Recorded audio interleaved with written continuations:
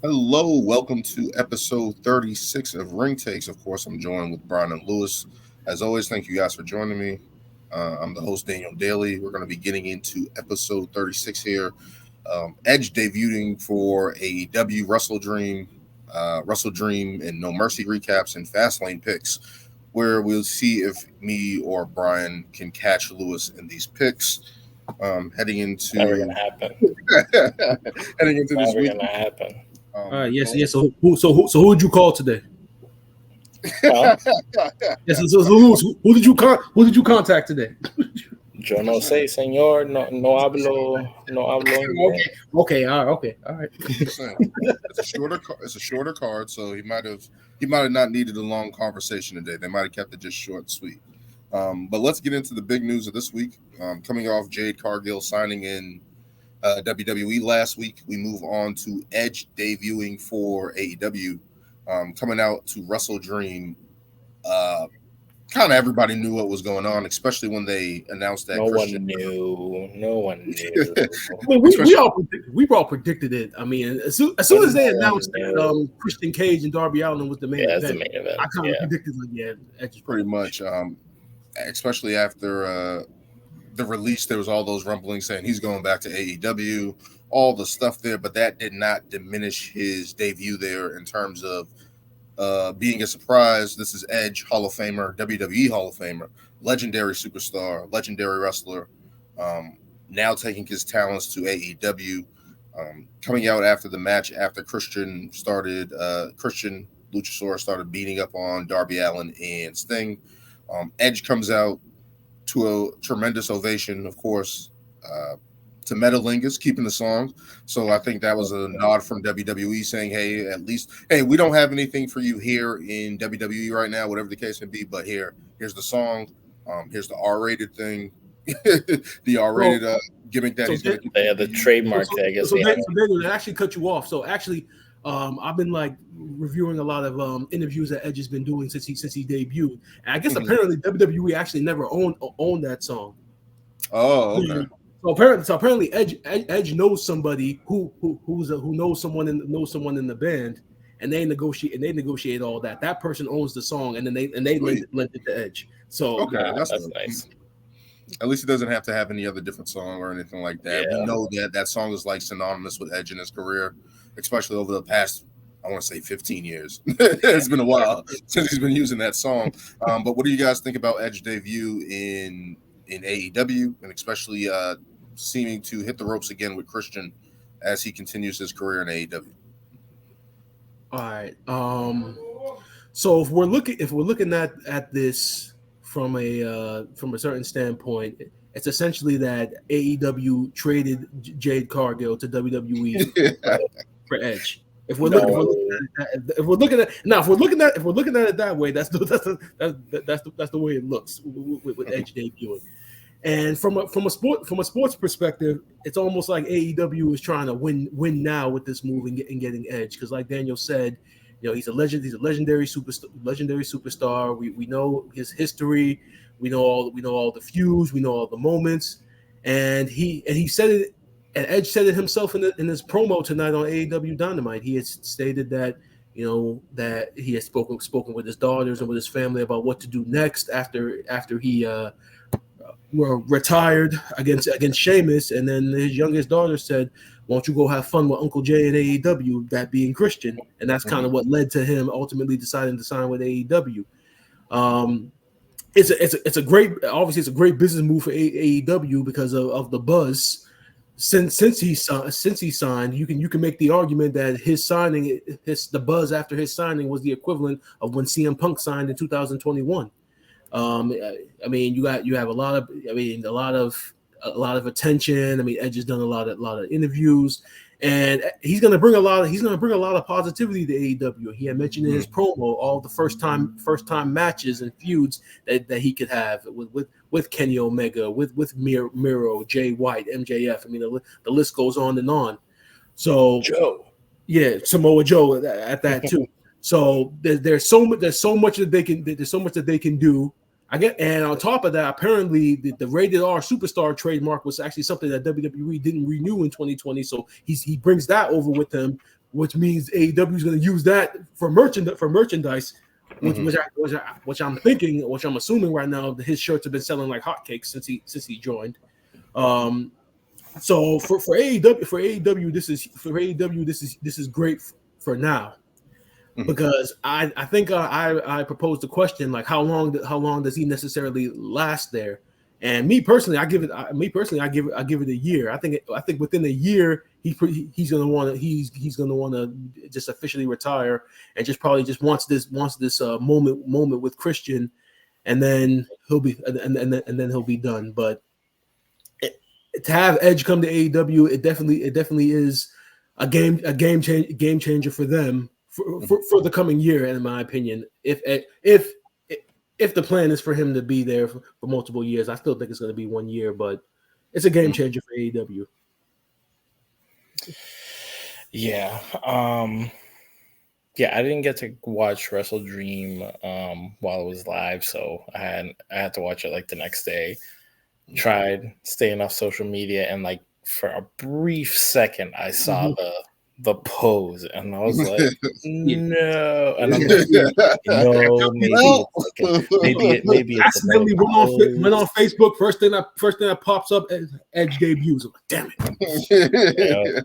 I live for the surprises, and I was like, if he comes back, I'm like, that'd be so awesome. But like, I saw it for the brief, once you like see, you're like, yeah, all right, whatever.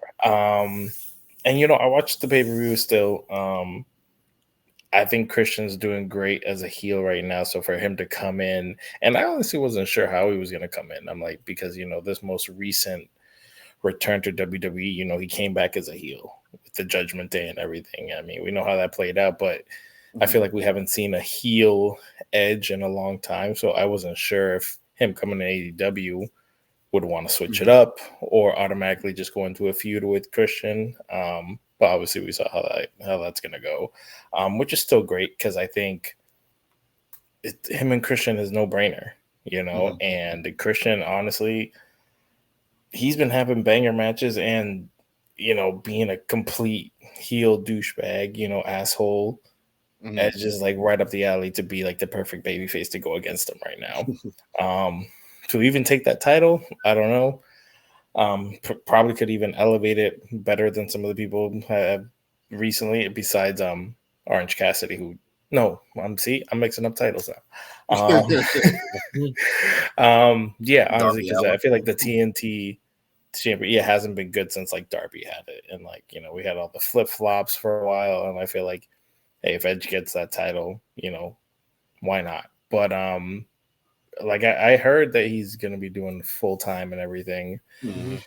I don't know how that's going to go. I honestly hope it doesn't like run him into the ground. I mean, Brian mentioned it that their full time schedule isn't WWE full time, so who knows what that actually is. Twice a week at most, but once a week, once or twice a week, or so once. Well, I'm also thinking about the other shows, but then again, not everybody wrestles on Collision and Rampage and all that stuff. So I'm sure it probably is a lighter schedule. And I'm sure I feel like Edge is still in great shape, can still go. We've seen him do great matches. He's not getting any younger, but still, hopefully, fingers crossed, he stays healthy to get at least their money's worth and get a good couple banger matches. Like I say, if he plays it smart, I feel like he could pull out a couple years, like 2. But either way, Edge is such a huge name, and since coming back, he's always gotten a pop. So he's gonna get everything but love in AEW right now. And I don't see it, like Brian was saying, I don't see it as a trade. I honestly think it's just how the cards played out. Like Edge's thing, he didn't decide to renew. Jay just didn't decide to renew, and it they literally happens they're looking at the other side, so literally both of them. So I think great things are coming for both sides, and this just shows how big the wrestling industry is right now, that you have everybody eyes on AEW, eyes on WWE. It's just great for the overall wrestling right now, so I'm excited. Yeah, absolutely. Especially for AEW to get a guy like Edge who has so much prestige and so much name credibility. And it isn't like other guys, right? Like we see John Moxley go there. Even though John Moxley was a big star for WWE, he doesn't have the career that Edge has had, right? He didn't have the recognition or prowess that Edge had. So for AEW, from that standpoint of star power, somebody who's legitimate, a real Hall of Fame, like somebody of that caliber, this is probably the first guy that they were able to bring in and be like, hey, this is our guy. Watch him. Like, watch what we do with him. So that's the first caliber of that talent that we've seen that they've been able to land. So that's a big kudos for them. In terms of talking about if this is going to be long-term or short-term, obviously right now, I feel like from AEW's perspective, they're just trying to win, at least build their fan base, especially right now, especially it's October now, to December, because they know once WrestleMania comes around, it's going to go back towards WWE and stuff like that. So if they can get some eyes on the product, especially right now with I don't know if he's going to be on Dynamite exclusively. It looks like he is. But if they're going to do that, they can at least build those numbers up with Edge, right? Like Edge is still going to be a drawing power for them. And I think that's great. And especially him coming back and working with Christian as we're seeing. Those guys go hand in hand. There's a lot of chemistry there. They're family. Like they're family. So, from that standpoint, the history aspect, I think that's a big win for AEW. They don't have to try to create something, right? Like this story is already handcrafted. It's already on a silver platter. They don't have to really do too much. It's like, okay, you guys lead the way. We're going to follow you guys. Edge and Christian at this point in time. Edge Christian, go. Yeah. There's a little bit of Adam and Christian. Adam Christian, go.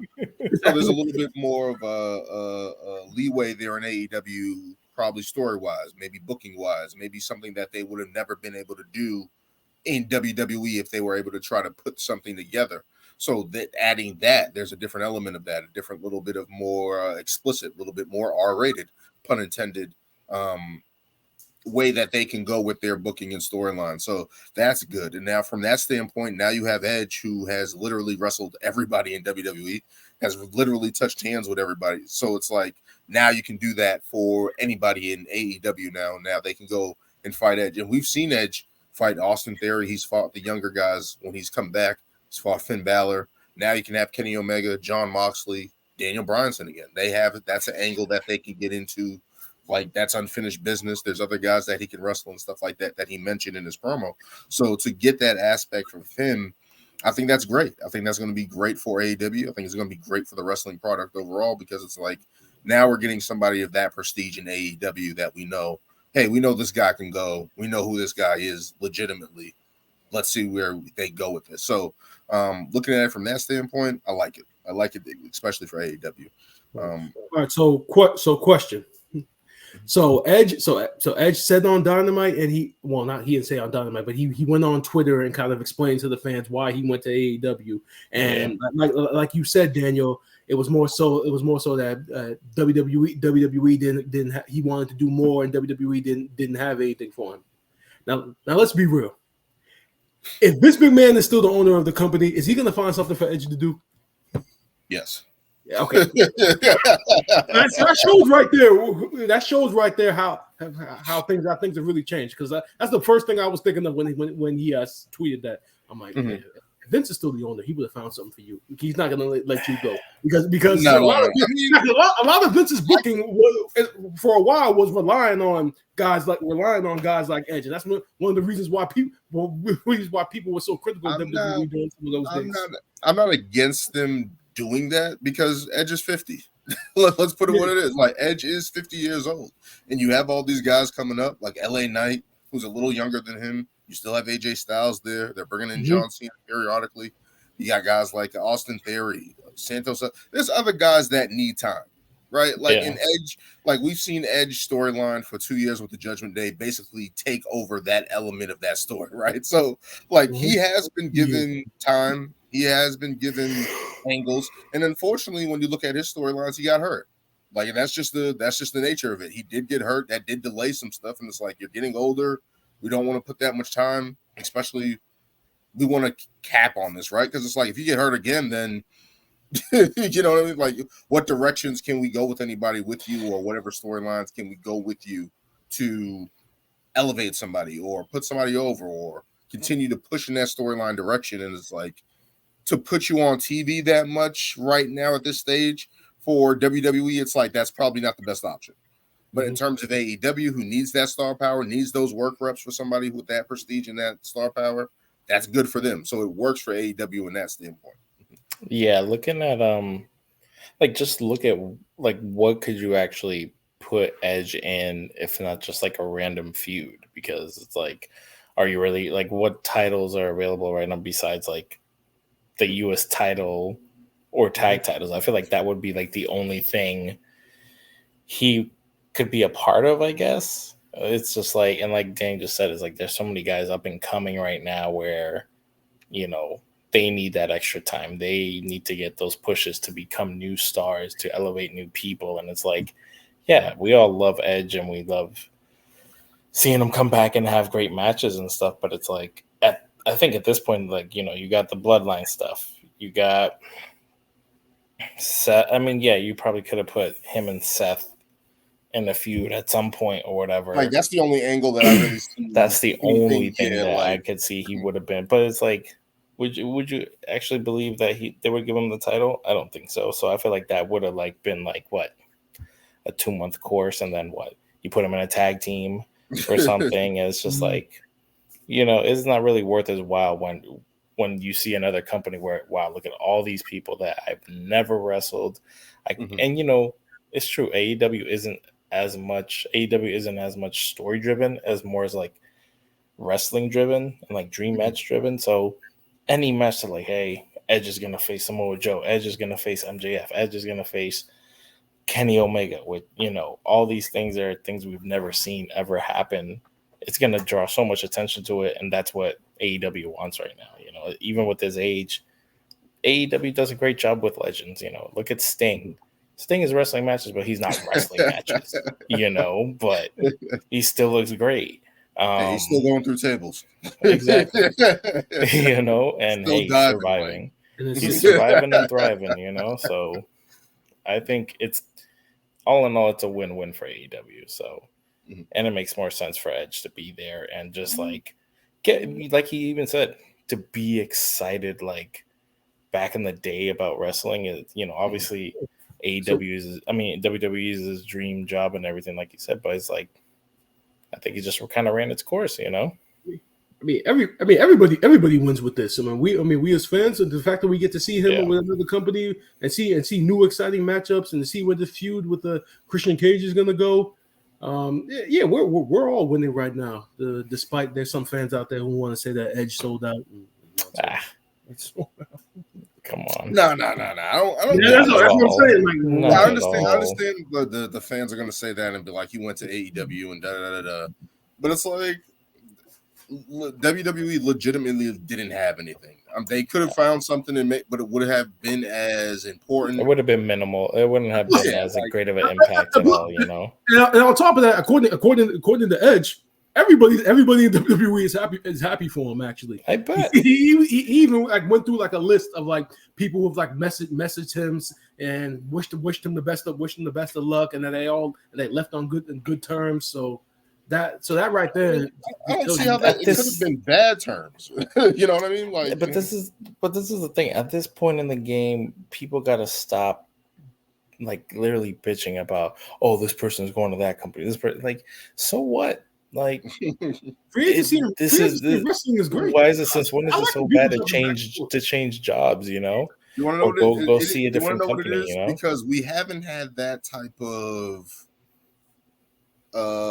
changeover like that for a long time, right? Like usually when guys have been leaving, it's usually to the indies, right? Like we don't see those guys again usually. Like, you know what I mean? We had the big thing with Cody, which was honestly a huge. I mean, that's the first of its kind, and we kind of knew the wheels were falling off the track in AEW, so people were kind of expecting that to a degree.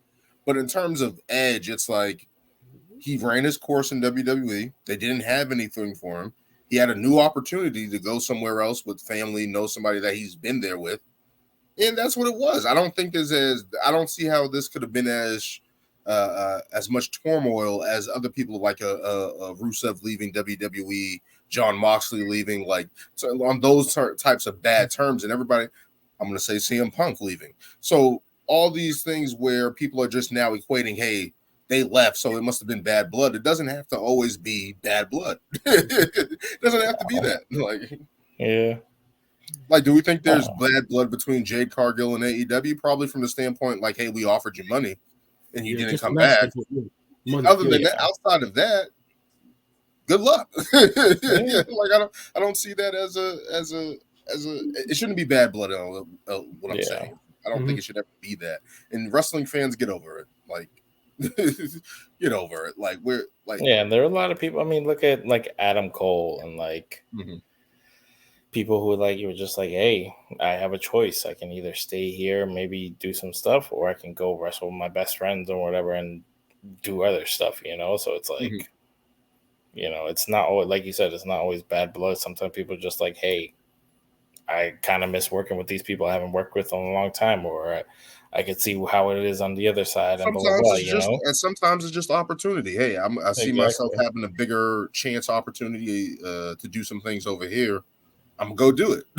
I don't want to be a manager for, was it Bobby Lashley or Omos or whoever it was that they were trying to make Adam Cole be, or Keith Lee. I'm not trying to be a manager for Keith Lee. You know what I mean? Like, I'm a wrestler. Like, I still have reps to go get. So, although Adam Cole still swears up and down to this day that was never the plan with him, but it was happening. I don't know. I don't think so. It was happening. It could not. No, he literally was the leader of the.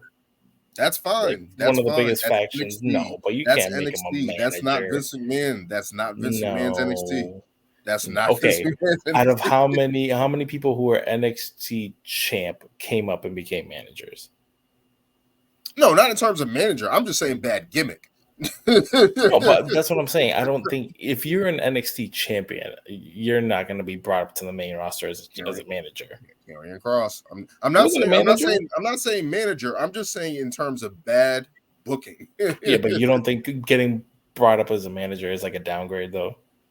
It is a down. It would be a downgrade. Vince doesn't see it that way. That's what you initially doing in NXT. It is a downgrade. Having Shinsuke come up and be like, "Hey, we're gonna make you just the talking guy for this duo real quick. You know, just say some stuff." I'm not going to put anything past Vince McMahon. I'm not putting anything past Vince McMahon. I'm just saying. I'm sorry. Like a sour taste in our mouths. But yes, Edge debuting for AEW is awesome, but we can get into the rest of the card here for AEW WrestleDream.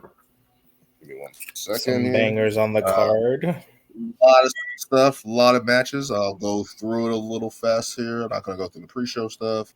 The Acclaimed defeated TMDK, which was, forgive me, Shane Thorne and I can't remember what the team they were in NXT. TM61. TM61, yeah. So they debuted on, what was it, Dynamite last week. So I don't like that they came in and got the loss, but it was for the Trios Championship, so I don't see them creating anything there. MJF defeated the Righteous in a 2-on-1 handicap match for the ROH Championship. Which, by the way, that match right there really shows how entertaining MJF is as a character. For sure. Right now. Like, he just the littlest things. The man got a fucking kangaroo kick over. A kangaroo kick is over with the crowd now. Anytime he looks at the crowd and does this, the crowd pops. Like, like that. It just shows how great of a character he is. Man. It's just hilarious because, like, you know, like we've talked about, like him just like teasing a suicide dive, and it's just like the biggest fucking pop, like, do it, because he's not the guy to do any of those kinds of moves, and now he's like literally popping moves, so it's like hilarious. It just speaks to how great he is. We already know that, but it's just like he's able to be used at various points of the cards. Obviously, when you see the kind of inverse of Roman Reigns, this guy's early on in the card. Like, he doesn't mind going on early and stuff like that. So it's like to show that versatility and be like, hey, I know I have this shine spot here with the ROH Tag Team Championships. and give the shine to somebody else. I don't know if that's his call or whatever the case may be, but it's like for him to show that versatility and still be entertaining is like, okay, he's still in terms of AEW in the wrestling world. When you tune in, he has the whole world watching it. Like, what is he gonna do? And the funny aspect is that before kind of this whole like buddy thing with Adam Cole, he was kind of trying to be like his own Roman Reigns, where he didn't have to wrestle as much. He's like, oh, people want to complain that I don't wrestle that often, and it's like now he's transitioned so easily into this baby face role, and it's like everybody's kind of just waiting to see how long it's gonna last, and it's doing really well, which is crazy. You know, it's like he's not changing who he is, but still just tweaking it to the point that he can be a babyface, you know? Yeah. I mean, that just shows kudos to him. Yeah, that just shows kudos to what he's doing right now and how popular he is and how great he is at this point in time. And it's just like, continue that. It's fun. It's fun. Eddie Kingston retaining his titles against Shibata. Chris Statlander defeating. Yeah, that was a good match. Chris Statlander defeating Julia Hart, ending her 28-0 record. Seems like that's going to be the deal. Yeah, like it seems like that's going to be the deal now, going with the TBS Championship. Just try to build somebody up and at least give them that showcase there. So Chris Statlander picks up the win after that. The Young Bucks defeated the Lucha Brothers, the Guns, and Cassidy and Hook. Was it Phoenix who got hurt? Yeah, it was Phoenix in the beginning. I think he had like tape on his shoulder going into the match. So I think like he tried to do a move and then like his shoulder gave out. So essentially he was out for the probably the match. Popped out or something. But the match was still good. I mean, just like with all of AEW's multi-man matches, it's pretty much just organized chaos. Organized athletic chaos. That's how really if every multi-man match in AEW is organized athletic chaos. That's the best way to describe it. But good match. But yeah, that's going to set up the match with FTR, which we kind of all expected. I'm like, really again, Jesus. Funny, I thought they were going to announce that. I actually thought that match was going to be announced tonight for this coming Tuesday, but I guess they're holding it off. I honestly thought that Orange Cassidy and Hook might win just because they were kind of like getting some popularity, but then it's like slow build. Here we go again with the Bucks and FTR. I mean, if you're trying to, they're going to the Forum for Full Gear, right? Yeah. It's like you need. You're going to the Forum. You're going to LA. You need something. Yeah, I mean, you kind of need a big match for that. And you know the FTR and the Young Bucks contrasting styles and stuff like that. That's gonna work. Hometown Kids, Swerve Strickland got the win over Hangman Page. What do you guys think about that match? No, that was a very entertaining match. And I'm actually finally glad that they're finally highlighting Swerve in the light that he needs to be in. We talked about him before when he was in NXT as the North American champion. You see now that Hit Row is pretty much no more. You can definitely see that when he was a part of it, it meant something. And then, but yeah, it was a great match. It was a great showing. And now Swerve, I think he has a match next Tuesday against Bryan Danielson for the number one contender for the TNT title. So, okay, that's good. I mean, and especially for him. Oh, you can go ahead. Sorry. I was just gonna say that apparently in this whole program with Hangman Page, you got to see a lot more of Swerve's personality, him on the mic more, which apparently, according to him, was very challenging because I think he was talking on a podcast, and I think he said like this was the first time in like years where like he's had to like express himself, express his character in a promo because normally when Swerve cuts promos, they're not as in depth as they were for this feud with Hangman Page and such. Yeah. So this was definitely, he said it was definitely different for him, and if it's different for him, it definitely worked for him because as a heel, yeah, he's a very good heel, and the match with Hangman was very entertaining. So what was good about this match and the build up to it was that they didn't even need to fight for a title. It was just like, hey, you're a top guy, and I'm trying to get on that level, and you're acting like you don't even want it. And I think that was definitely like some great character work for him. You know, even him being the heel is still like, you know, making good points and be like, this is needed, I guess. So it's like it's not just a match just to have a match, you know. It's just like I'm trying to climb that ladder. I wish WWE would do that a lot more in terms of we don't you don't really ever see stuff like that. I don't like you, you don't like me. You have what I want. You have the attention. You have the spot I want.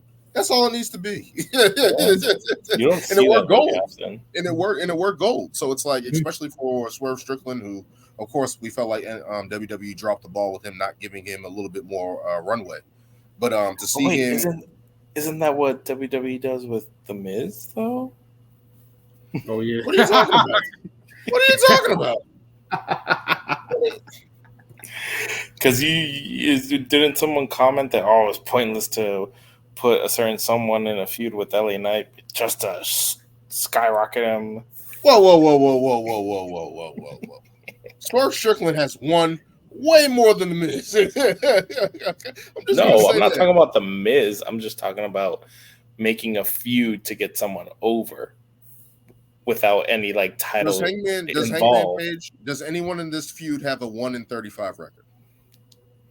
If the answer is no, records don't matter in WWE.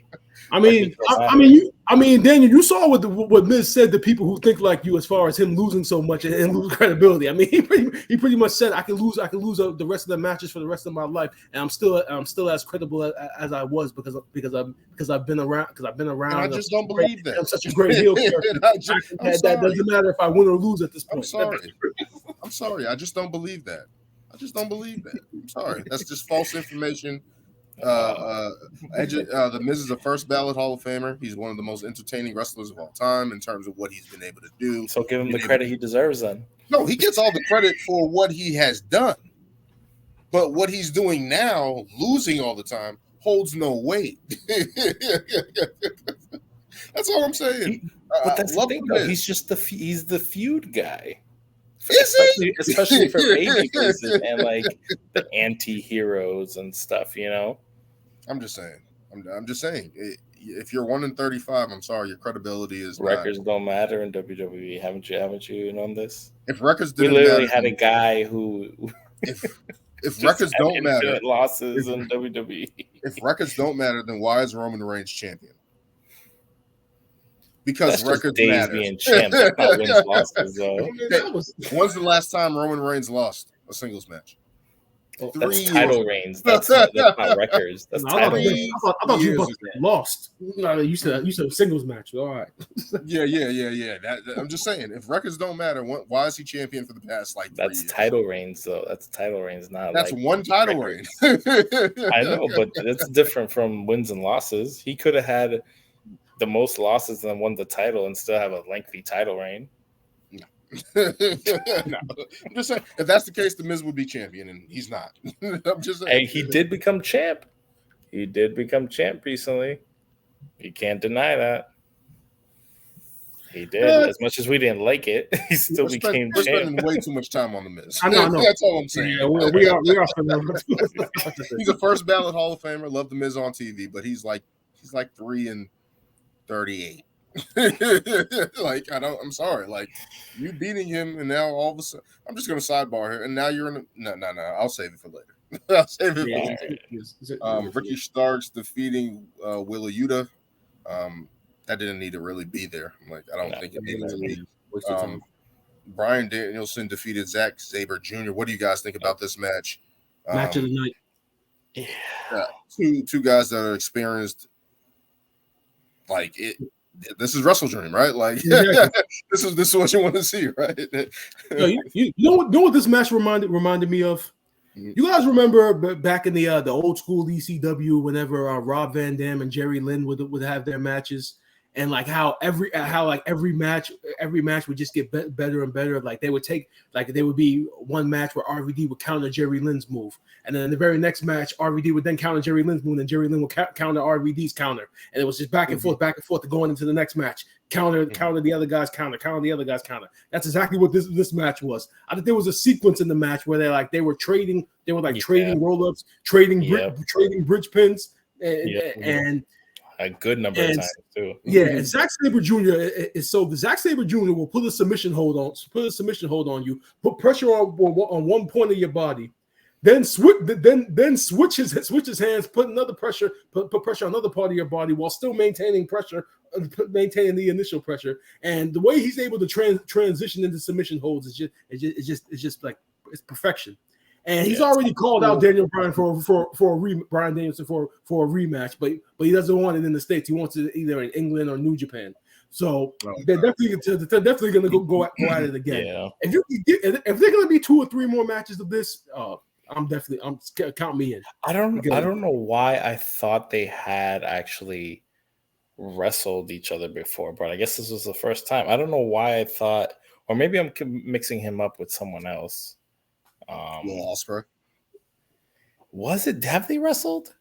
I felt like he fought somebody else who was very technical, and that was supposed to be like kind of like a dream match. But I don't know. Maybe I'm mixing people up or whatever. But their match was definitely one of the highlights of the night. And it's just you don't get too much super technical guys like that anymore. And obviously, we know that that's what Brian Danielson is considered right now, to have somebody on that equal level, was a dream match. So definitely worked out great in their favor and highlighting both these guys. And the fact that we'll get another one is going to be great. I mean, to me, this comes to mind like with some of the best technical wrestling, just in terms of thinking of guys who wrestled on that level. Chris Benoit to me, that always comes to me like Chris Benoit, Kurt Angle, those type of matches where it's like, oh, this is going to be good. Like we're going to get a high, different level of technical ability in these matches that we want, right? Like it was just like, again, Chris Benoit, Eddie Guerrero, all these guys that come to mind in those technical classes of wrestling for me. That's what this was. And especially in Seattle, getting that type of hometown pop for these guys like that with Swerve Strickland, Daniel Bryanson, Bryan Danielson, and then Darby Allin later in the night. These guys, credit to AEW saying, hey, you guys are coming home.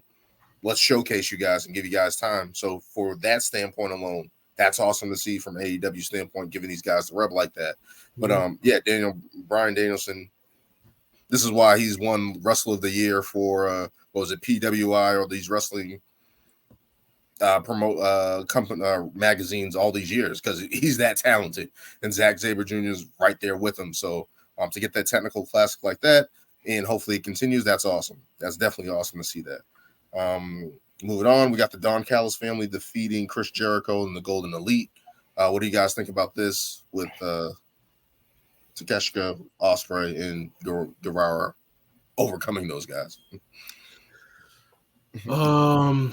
Well, as far as match quality goes, I mean, all of the competitors in the match, I mean, they all were pretty much flawless. I mean, you talk about Kenny Omega and Kota Ibushi coming back together as the Golden Elite from their days in New Japan. I like the fact that the Don Callis family did go over, so that the feud is kind of continuing, because I mean, this feud with Don Callis against everybody has been going on for a while. First he was feuding with Kenny Omega with the screwdriver. Then Chris Jericho got involved, and honestly, Jericho's involvement kind of increased the interest in the feud. Yeah. When it was just him and Kenny Omega, people were just confused or didn't care. Now Jericho's involved. It kind of makes sense.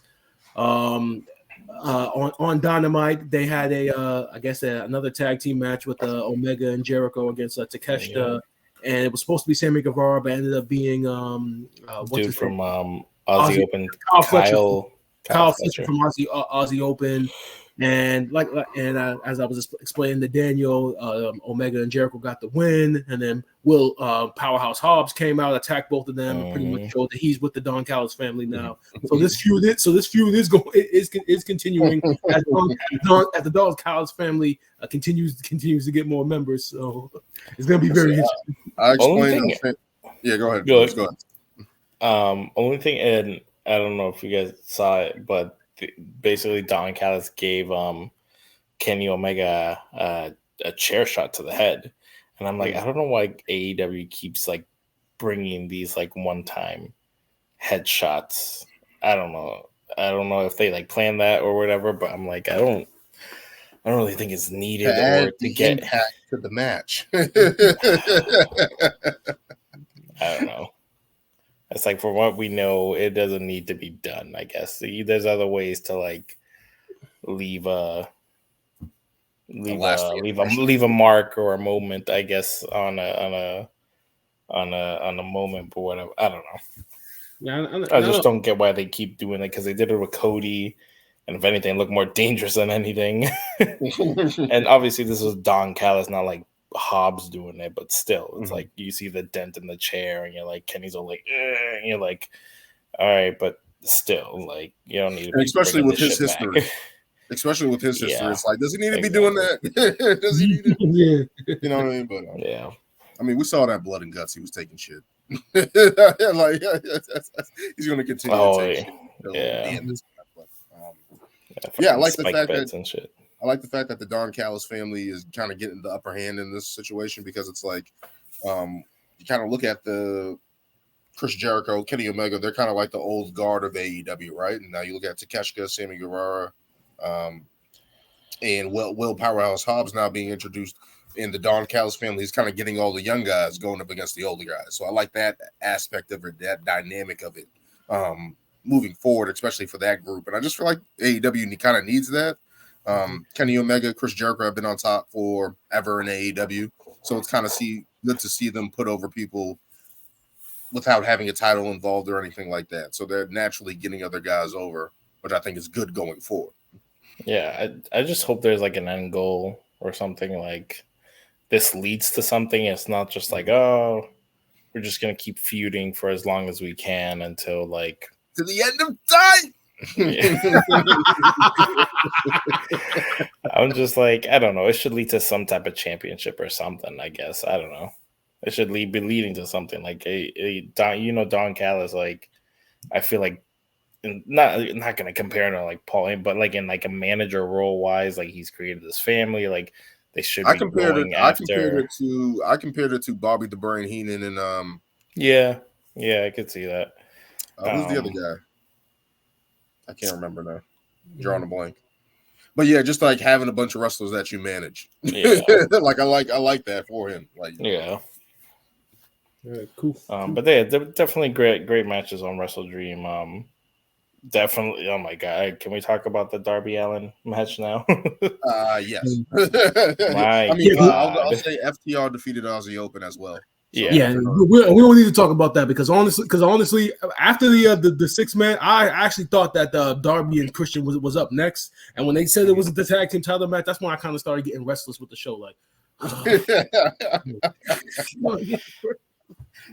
sorry, it's just too long. We like the style, and we get in a bunch of matches and stuff like that, but it's like consolidated a little bit, or break it up into 2 nights. Yeah. But yeah, that Darby Allin match was definitely brutal. Only just because of those spots where legit Christian is throwing him on those steel steps, and I'm like, this man Darby is like the new younger Mick Foley. He just throws his body. Yeah, let me see if I remember correctly. So first, I think Christian tried to scoop slam him first, and then I think he missed the stairs. He was too far. Yeah, he was too far. So he ended up missing the stairs. So then he picked him, and I think he picked him up, picked him off the floor, and did the scoop slam. And then he scoop slammed him normally. Then he picked him up again, went back to the apron, and then slammed him, and then did it again. And I'm just like, geez. I'm like, geez, like, yo, how can Darby Allin absorb all the crap he puts his body through? I mean, he literally is a Mick Foley and Mick Foley and Jeff Hardy had a baby. It's Darby Allin. Basically. Is he Kevin Owens, Kevin Steen? Is he AEW's Kevin Steen? No, because Kevin Owens can't take hits like that no more. He gets injured. Darby, I don't know how this man's not out on an injury like every week. And I mean, look at this man's finisher. It's like coffin drop, and this dude literally coffin dropped on a coffin and still kept going. it's just like, dude.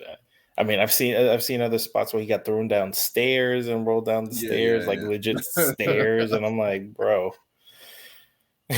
you either must be a professional at protecting yourself in these spots, but it's just like, they do their job. They get the crowd reaction, you know. Yeah. And then when Christian pulled up the ring apron to expose the wooden part of the ring, and I can only imagine how those bumps felt for both of them with some of the stuff they were doing. Especially doing Tommaso Ciampa and Joey and Gargano. Johnny Gargano. But back. What do you guys think about Nick Wayne in this situation? After I don't understand the betrayal whatsoever. I understand the betrayal. I actually do understand the betrayal because do you remember his ass kicked? No, because I don't know if you guys remember. Do you guys remember in the feud that Darby had with Swerve?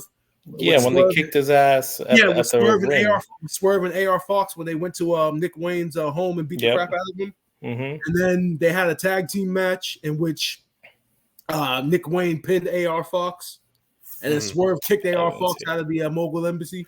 And then I think Darby Allin then started feeling sympathy towards AR Fox for getting kicked out, even though AR Fox whipped Nick Wayne's ass. So I think Nick Wayne looked at that and said, like, yeah, this dude literally came into my crib and beat the living shit out of me, and you're forgiving him for that. So from a storyline perspective, if he ends up saying that's the reason why, it makes perfect sense. Hey, we know what happened. We know what's been happening in wrestling when we said if he says that's the reason why.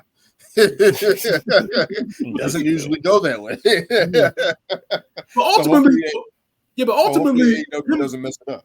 But ultimately, him turning like that got overshadowed by Edge. So for sure. I don't think people even remember that Nick Wayne was with Christian now. Like when Nick Wayne came out with Christian tonight for the main event segment with Edge, I think a lot of people forgot that. Like, oh yeah, Nick Wayne's with Christian now. Yeah. I don't know. But yeah, just a crazy match. You're always going to get some crazy shit out of Darby Allin, and Christian at this stage of his career is just becoming more of asshole. Like, we've never seen this version, even in TNA. I don't think we've seen this version of him to this level of heel work. His peeps, his heel work right now is just like, it's top notch. Like it's a level that we've never seen before. Maybe because again a little bit more leeway, but it's like we've never seen that level of heel work in WWE. Like we've never seen that version of Christian. So to get this as he's aging, you know what I mean? To get this like looks great too. The turtleneck spot was hilarious. Oh, you're putting the turtleneck over and pinning him. That was smart. That was you would think he would just like, hey, why don't you take that off? Maybe he might do that again. I don't know, man. It's just like all the little stuff like that he's adding to this is like it's probably his best run. It's probably his best run. Like just impact wise, story wise, it's good for Christian. But WrestleDream was a long show, a lot of amazing matches on there, of course.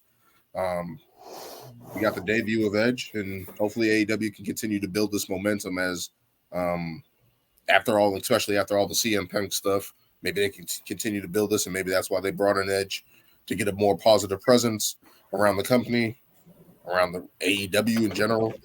So to get that aspect of it is awesome for AEW, and to sell out in Seattle and have that type of event, good for them. Awesome.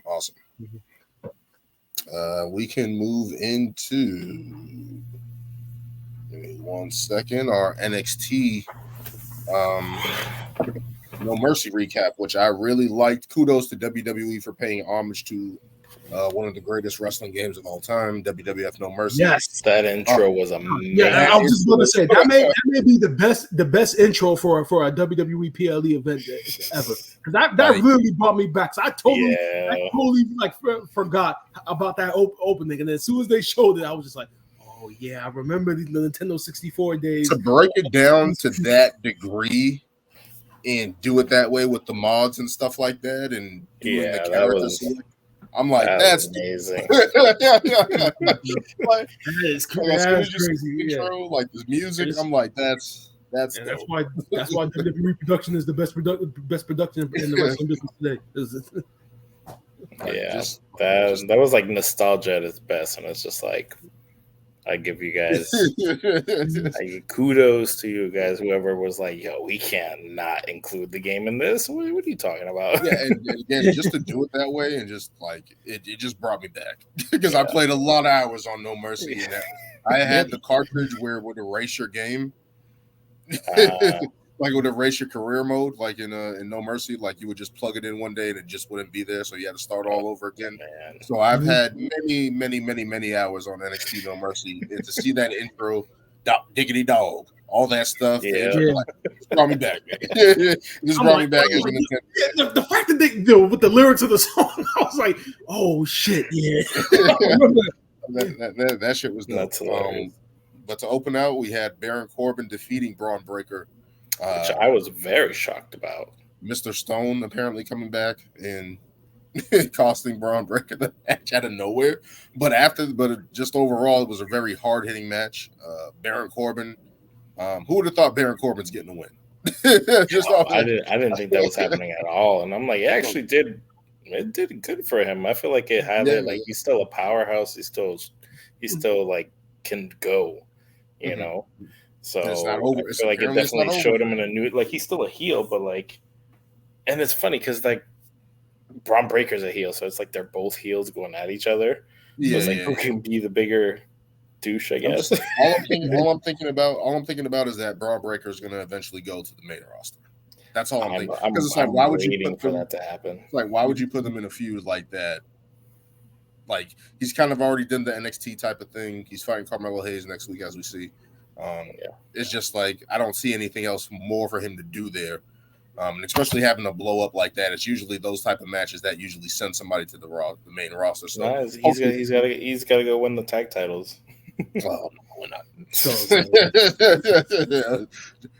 Shawn Michaels, NXT Brass. If you're listening, just let him go to the main roster or something like that. No, not yet. There's nothing left for you to do with him down there. Like there's nothing for him. He's literally done everything. Yeah, he's got to face Shawn Michaels before. Student versus the teacher. You fought my dad. You stopped his career. Jesus. But yeah, Baron Corbin picking up that win. We got Trick Williams winning the North American NXT Championship against Dirty Dom, which I thought was an all right match. But Trick Williams getting that rub there, and I'm just gonna say this.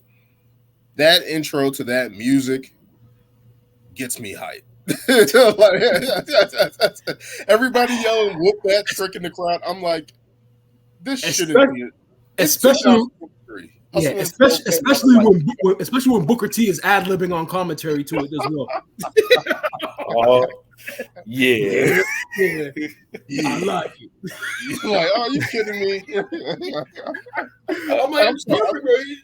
I'm just gonna say this about Booker T, right? Like Booker T grew up in Texas and stuff like that.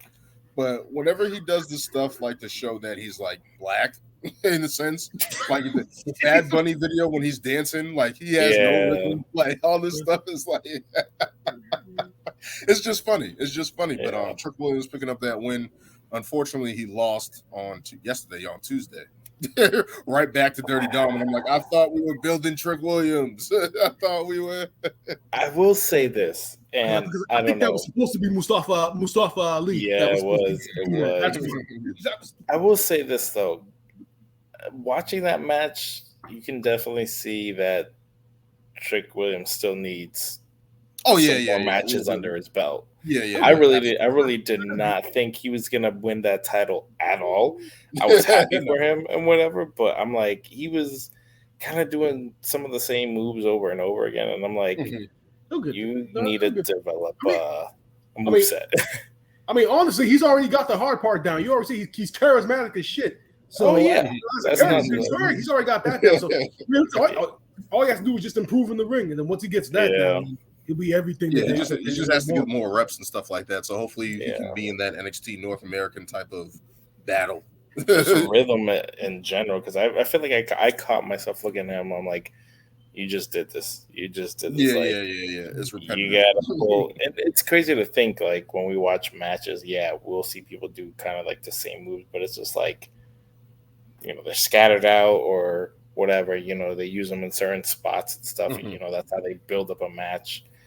And I felt for him, I was just like, I feel like he either caught himself some spots. He's like, all right, let me just do this again, or let me set this up again, and let me go from there. And it's just like he's still going to figure that out a little bit. Yeah. He's still. It just showed a little bit. So he's still a little green there, but he picked up that win. It was monumental. Just again, his music, his entrance, all that stuff is just like, yo, that's awesome.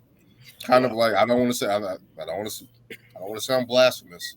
Little LA Nightish. Just a little LA Nightish. I'm just saying. Is that a bad thing? Is that no? I'm not saying that. I'm just saying in general. I'm just saying that. Just imagine that music in the big arena. That's all I'm saying. Yeah. That's all I'm saying. Whoa. That's all. Yeah, like that's crazy. Like Hustle and the Flow came out in like 2005. Like that's the thing that's crazy to me about it. It's like they just used that. So it's like I'm surprised that's not copyrighted or something. It's 3-6 Mafia. WWE, but and a lot of this generation won't know what that means whatsoever at all. What is this trick? I mean, you got little white. You got little white kids in the crowd chanting "whoop that trick." I guarantee you. And you ask them straight up, you know what you're saying? Kid in the crowd, you know what you're saying? Like glasses, like this. He looked like a nerdy kid saying "whoop that trick." I'm just laughing. Like, are you kidding? Imagine that going off in like Atlanta? That would be hilarious. Oh, no. Huntsville. He just couldn't lose the he couldn't lose the title shot there. Where did that movie Hustle and Flow take place? Was it in Atlanta? I think it was. It wasn't Atlanta. It wasn't Atlanta. Yeah. So if they ever go to Georgia. I'm just saying that song. That song is gold. That song is gold. Yeah. We had the family, Tony D'Angelo and Stax defeating the Creed brothers. Angel Garza and Herberto Correa in versus Out the Mud. That was a good match. I want the Creed brothers to win the tag titles because I'm just like I feel like I like their tag team. I like the whole wrestling aspect. It kind of reminds me a little bit of Alpha Academy and all that. So definitely wanted them to win, but the family pulls it out there. I will say one thing about that match. What is Reggie's group looking like? GTA 5. I think everybody. That's their thing. I think everybody. That's their goal for. No, you got the bikes, they got the wording, the logo. Exactly, the entrance graphics and everything. Yeah. I'm like, is this Rockstar? It's like Rockstar is coming in with a lawsuit real fast. Yo. Hey, we didn't sign off on this. Is that our font? Excuse me. In a very impressive match, which I don't really care for the Heritage Cup like that, but Noam Dar and Butch. That was a great match, though. Like, that whole setup of the rounds, I feel like that was the first time where I was like, okay, this is something different. I think, didn't Impact do something like that? They had rounds. I forget the name of they had rounds and they had judges. I forget the name of the title. Yeah. This is kind of the same kind of format of that, a little bit of twist because you need the pinfall and stuff like that. But just looking at that. Sorry, go ahead. But yeah, just looking at that match and with the rounds and the impact of that and seeing the fatigue on all these guys, Noam Dar is really creating a spot for himself in NXT where I thought this was just, what is this crap? I know it was from NXT UK, but to bring it over here and actually do it like that is just like, wow, that was an impressive match. A little overbooking at the end, but I really liked it. I was just about to say that. That's the only thing I didn't like. It's the fact that it literally took 7 people to fucking beat the It was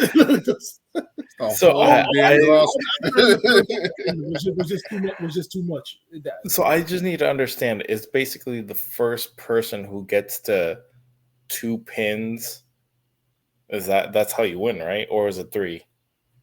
I think it's 6 rounds. It's 6 rounds. And you got to get 2, and you got to get two pinfalls to win. Yeah. Okay. See, I thought it was like you keep going more rounds until somebody gets that second pinfall. I wasn't sure if it was just like and I think after round 6, if it's a draw and it's 1-1, then the champion retains. Mm-hmm.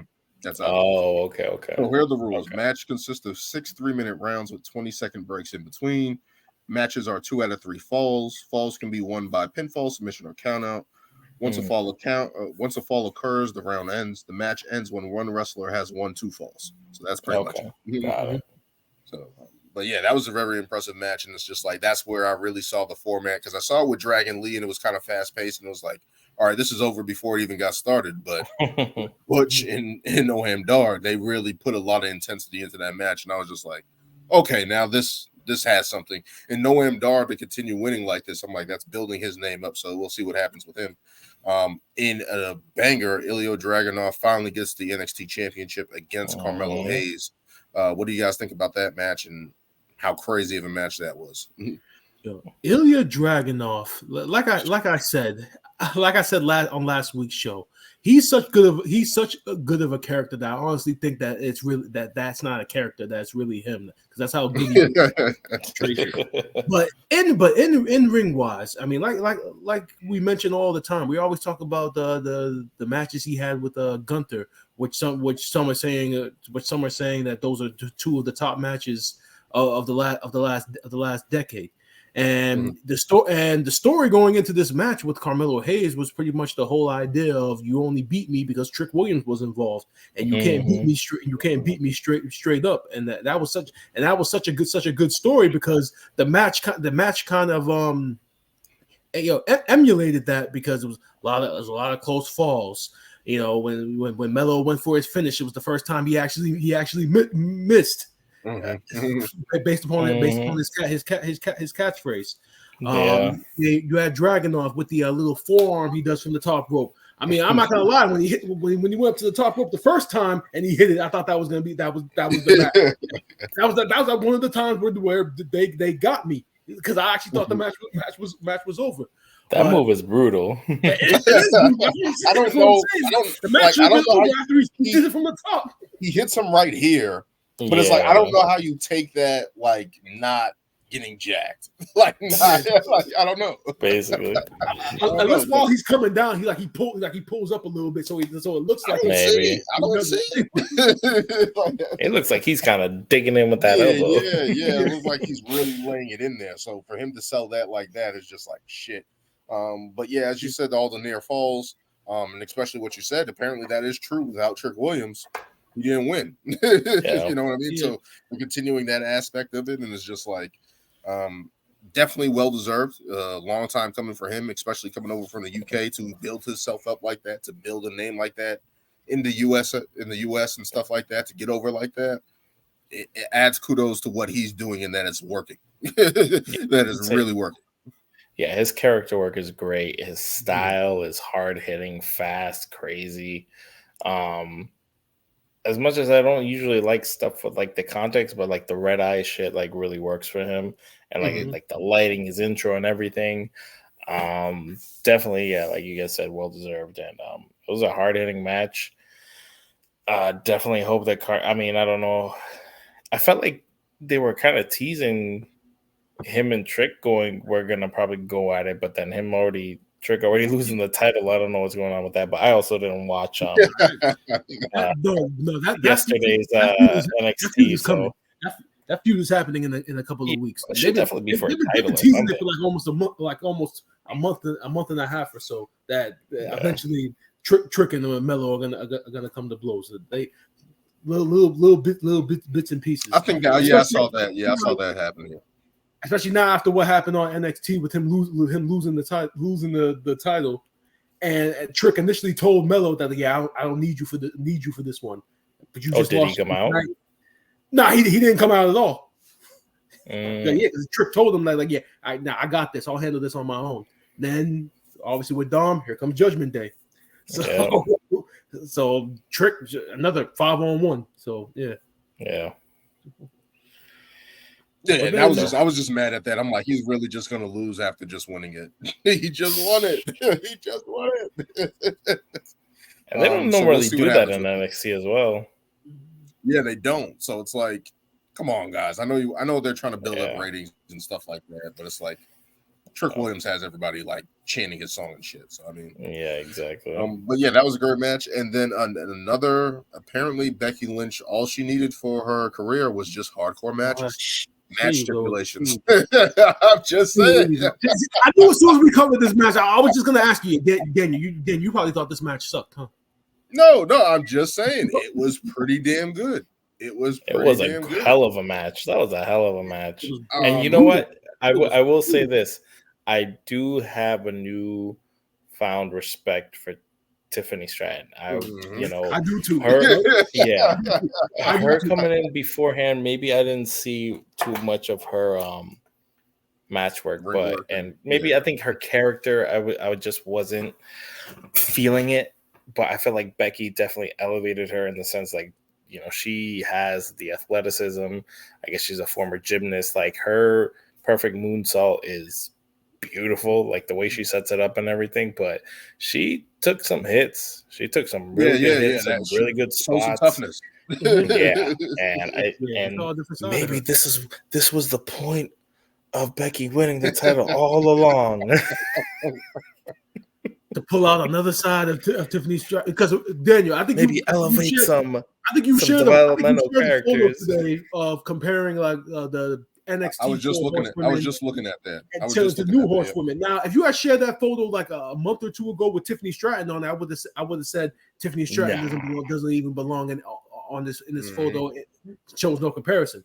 Now after this match, I think not only does she belong, I think we all can see it. She's the person that belongs out of anybody. I think what was it? Her, Roxanne, Lyra, and Cora Jade, right? Yeah. So they right now, out of those four, Tiffany Stratton is number one. Absolutely, absolutely. They had Roxanne Perez as Bailey. They had Cora Jade as Sasha Banks. They had Tiffany Stratton as Charlotte, and had Lara Valkyrie as Becky Lynch. And it's like I can see those parallels. and apparently now people are souring on Roxanne now. So really, she actually was getting booed. She actually was getting booed during NXT. During the segment where she came out to set up the triple threat. During the actual triple threat match, people are starting to sour on her now. I don't know why. I think it's because it's just the baby face thing. Yeah, she's young and she's prickly, and we see the feistiness and stuff like that. It's like they're probably looking at her to turn heel at some point. Like, and it's just like I don't think they need to do that, but it's like I feel like that's the direction that they're going to go, because it's like, especially with Becky Lynch and stuff like that being the old guard, I could see them being like, Roxanne Perez is now going to be a heel and turn it up against that. But it's like, I don't know. I got to figure out the heels. And so is the triple threat? The triple threat's between what? Her and who else? So the triple threat was between it was between Roxanne, Indy Hartwell, and Lyra Valkyria. Lyra Valkyria got the pin on Indy Hartwell. So Lyra Valkyria is facing Becky Lynch at Halloween NXT Halloween Havoc. Okay. Yep. I feel like they kind of overbooked Roxanne Perez a little bit in where she was on to winning all the time. She was on TV all the time. They did that weird angle with her when she had basically the Shawn Michaels injury. I don't know why they had her drop the title. And then come back, and then I don't. That was confusing. Essentially, I don't know what they were essentially doing. It was the Shawn Michaels. Essentially, to me, it was the Shawn Michaels booking when he got hurt, and then he had to give up the title, and then he came back. He turned heel after that, so I feel like that's the angle they're going with Roxanne Perez at some point. So it's going to be interesting to see what happens there. But Becky Lynch, again, with another banger, getting the stitches in her elbow. After the trash, she got spine busted onto the trash can, and her arm was literally gushing blood. They wrapped it, and she kept going. So kudos to her and the work that she's doing. Tiffany Stratton with the handspring backflip into the barricade. Yeah, that was nice. I was like, that's dope. But she definitely showed that this was definitely a hard hitting match. Showed some toughness. And kudos to those ladies. Definitely impressive match. We can get into our picks for. Hold on. We can get into our picks for NXT WWE Fastlane, which is I believe this Saturday. It is. It is this Saturday. Yep, Saturday. So we've so we have NXT No Mercy, WrestleDream, and now we got Fastlane. thanks, wrestling promotions. This is a lot. I like the idea of short cards for this, especially what WWE has been doing. Especially we saw with Payback, kind of being that first initiation after SummerSlam, where they're doing these smaller cards. If this card holds the form, there's only 1, 2, 3, 4, 5 matches on the card. So I like that standpoint where a lot of these matches are going to get time, and I think that's a good thing because I feel like there's a lot of matches on here that deserve that time. Quickly, I'll go into the records real quick. Brian is 31-22. Lewis is 40-13, and I am 28-25. Look at the disparities. Me and Brian got some work to do to try to catch these. 40-13. Yes.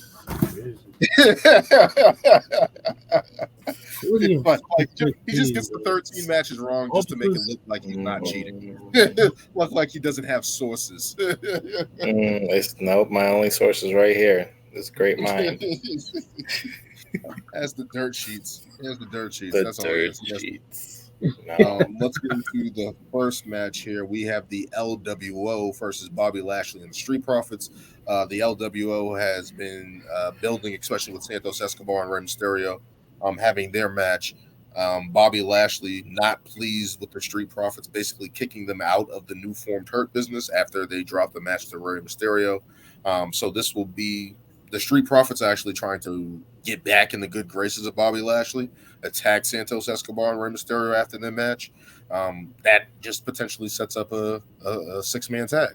One of the LWO members will join Santos Escobar and Rey Mysterio against Bobby Lashley and the Street Profits. So I only caught that segment where the Street Profits lost, and then Bobby flipped out at them and was like, "You guys don't have that killer instinct. Like, give me the suits back," and all this. What did anything happen after that, or did they have another match? So after that, I think Bobby Lashley was on the Grayson Waller effect, trying to explain that he made a mistake going with the Street Profits, and the Street Profits tried to come out and explain themselves. Bobby wouldn't let them talk, and he said, "If you want to link back up with me, prove it." And I think, and then during the Santos and Rey Mysterio U.S. title match, Street Profits came out and pretty much took out the whole LWO, took out Santos and Rey Mysterio and Rey, and then Bobby came down and then took out Joaquin Wilde and Cruz del Toro, and then based upon that, Street Profits got back into Bobby Lashley's good graces. Okay. So we're definitely going to see, I think, heel Street Profits moving forward. I think when they joined up with Lashley, they still were coming out to the same music, doing the same dancing and playing around and stuff. And I'm just like, if they're linked up with Lashley right now, why are they in this tweener role? But I mean, if you're gonna be linked up, I mean, you gotta go heel all the way. And I think they were trying to build towards that to let them know, like, if you're gonna be with Lashley, you can't be with Lashley and be doing the dancing with the solo cups anymore. I mean, if you're with Lashley, you gotta go full heel. And I think that's the story they were trying to tell. So based upon that, it would make sense for them to be to go over the LWO. So I'm gonna go with Lashley and the Street Profits. Yeah, same here. It's definitely time. I want this Bobby group to just finally construct and let's get some wins and let's finally get some damn tag titles. That's a discussion. We're not getting those tag titles. Hey, I keep watching videos and they're like, "Hey, new belts are coming. Maybe finally, I don't know." But yeah, they definitely give me heel Street Profits, and like, I don't know. For them to go this route, I don't think was needed. I feel like they should have just made them full-blown heels, start attacking people, and this could have just been their first feud.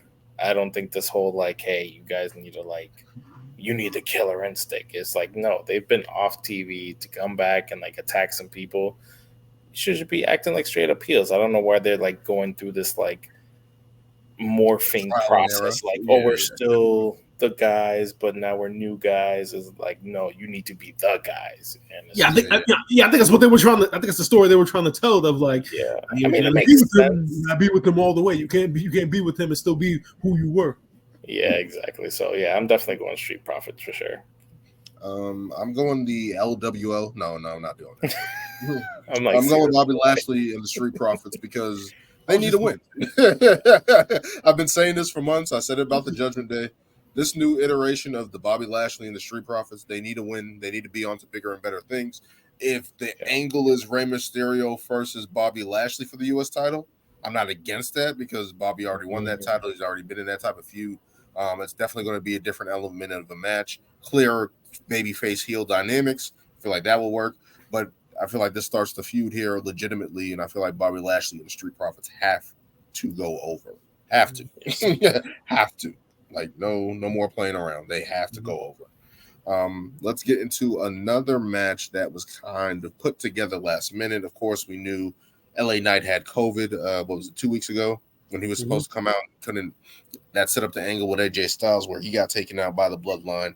Crazy splash from Solo Sikoa. And that basically set up John Cena with no partner. The Bloodline was getting the best of John Cena, and LA Knight came out and saved him, signed a contract. What do you guys think about that build-up heading into Fastlane? Giving LA Knight the rub here, huh? I mean, whoa. I thought the Miz was supposed to give him the rub. I thought that was the Rock. I mean, you know what we mean. I mean, if he got the rub, he got the rub from the Miz, and now he's getting a rub from the self-proclaimed greatest of all time, which I hate that's John Cena's damn. I'm running with that. I despise it. You gotta redo. Yeah, exactly. The GOAT bracket. I know what you guys are thinking. I know what y'all are thinking when I say that. You're thinking, "Oh, he's on this whole Shawn Michaels thing again." But we're gonna get back. We're gonna get back to that. But my whole thing living in regret, Brian. Exactly. No, because when we talk about the greatest of all time, I mean, you could base that literally on anything in any sport. Honestly, I mean, people are still debating about Michael Jordan and LeBron James to this day. What do you consider a GOAT? So based upon that, it's kind of it's just frustrating whenever they say, okay, it's the greatest of all time, John Cena. I mean, that's always going to be up for debate. But as far as this story goes with Cena and the Bloodline and LA Knight, it's a tough pick because realistically, you really can't have. Well, actually, it's not that it's a tough pick, because you have LA Knight who you're still trying to build, and then you still have your John Cena who your 15-time world champion. And as far as single matches go, John Cena hasn't won in a while, so he kind of still needs a win to be that credible legend again. And now that I think about it, the Bloodline losing is a reason for Roman Reigns to reappear again, because we haven't seen Roman in like a month and a half. Mm-hmm. So based upon that, I'm gonna go with Cena and LA Knight. Yeah, I had to think about this for a bit, and I'm like, yeah, Roman could come out, help whatever, but it probably wouldn't make much sense for him to come help them. I think you have LA Knight, who's really hot right now. You have Cena, who's obviously always going to get a pop, and it's like, to have them lose, I think it makes more sense for the Bloodline to lose. Obviously, Jimmy taking the pin just because he's all. Wait. The real tribal chief is going to take the pin. Jimmy has been acting like he's the man lately. He has been acting like he's the exactly. He's over here. It makes sense for Jimmy to take the pin, because if Jimmy takes the pin, then Roman comes back and he's like, first of all, why are you even here? Maybe we can find the damn explanation. My whole thing about it is that he's acting like he's the tribal chief, and I said that when they broke up initially, and then when Jimmy came back, I was like, the only way to save this was to him saying, "I want to be the tribal chief," and now he's walking around like he's the tribal chief, and it's like, Why didn't you guys just do that? I don't think they could. I mean, we would have never gotten here. We would have never gotten here with I know, but how does it make sense to be like, all right, I'm gonna take on my brother because I want to be tribal chief, but then I'm still gonna chill with the tribal chief? Oh no. I'm just saying just in general, because that's what he's acting like now. Like he's the tribal chief. No, yeah. He's acting like he's in charge. But this is only working because Roman's not on TV though. Yeah. It's the only reason. If Roman was on TV, this would not make sense whatsoever.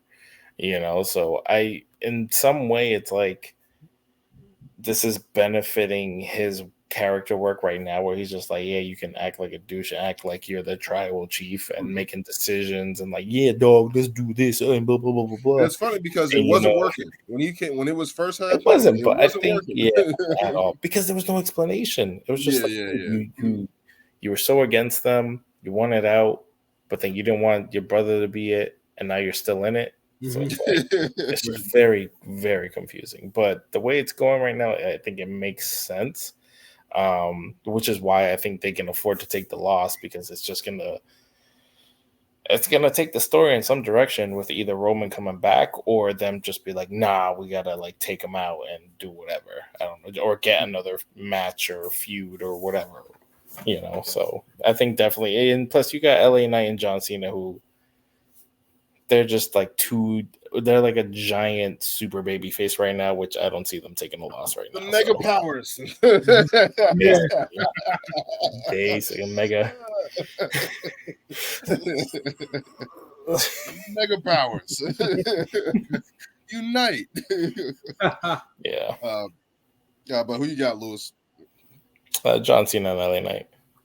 I think we're going to be a unanimous again. I don't see the Bloodline picking up the win. I can also obviously see Jimmy taking the loss here, and then maybe that brings back Roman Reigns.